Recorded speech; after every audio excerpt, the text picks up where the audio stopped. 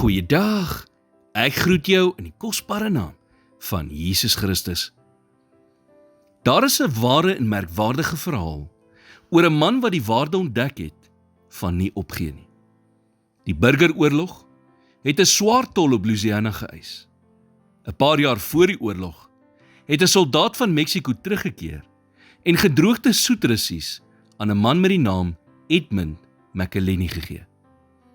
Nuuskierig het McIlhenny van die sade in sy tuin geplant en hy was versot oor die smaak van hierdie russies. Toe kom die oorlog. Al die gesinne op Ivory Island is gedwing om te vlug en McIlhenny se plaas is tot op die grond afgebrand.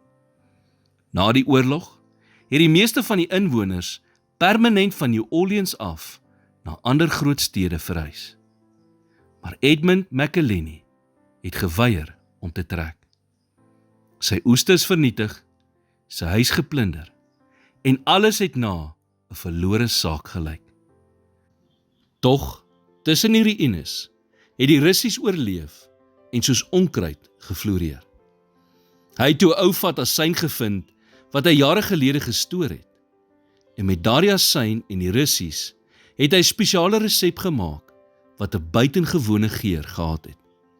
By die plaaslike stortingsterrein het hy 350 weggooi parfuumbottels gevind, dit skoongemaak en met sy nuwe sous gevul. Hy het van stad tot stad gereis en dit begin verkoop. Die sous het vinnig gewild geword. Die woord het versprei en gou het kruidenierswinkels en restaurante daarna begin vra. Sy ontwerp, Tabasco sous, het 'n nasionale sensasie geword. Dit het gebeur omdat een vasberade man geweier het om op te gee. Vandag verskyn die Tabasco etiket in 22 tale oor 175 lande en die maatskappy is nou in sy 5de generasie. En die McIlhenny familie besit hierdie handelsmerk tot vandag toe. Maak nie saak hoe sleg jou situasie nou lyk nie, moenie moed opgee nie. Huil as jy moet, droog dan jou trane af en gaan dan uit in God se krag en neem terug wat die vyand van jou gesteel het, terwyl jy op God se krag steun en nie jou eie nie.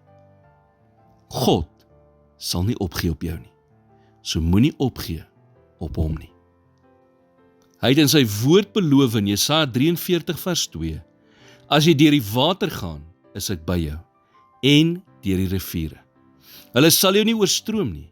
As jy deur vuur gaan, sal jy jou nie skroei nie, en die vlam sal jou nie brand nie. Moenie moed opgee nie, maar druk deur. Wanneer jou geloof God eer hy jou geloof. En met hom aan jou kant, sal jy altyd sterker aan die ander kant uitkom. Here, herinner my aan u plan vir my lewe, wanneer ek voel, ek wil moed opgee. Ek het u so nodig, en daarom kom sit ek vandag my vertroue in u. In Jesus naam bid ek dit. Amen.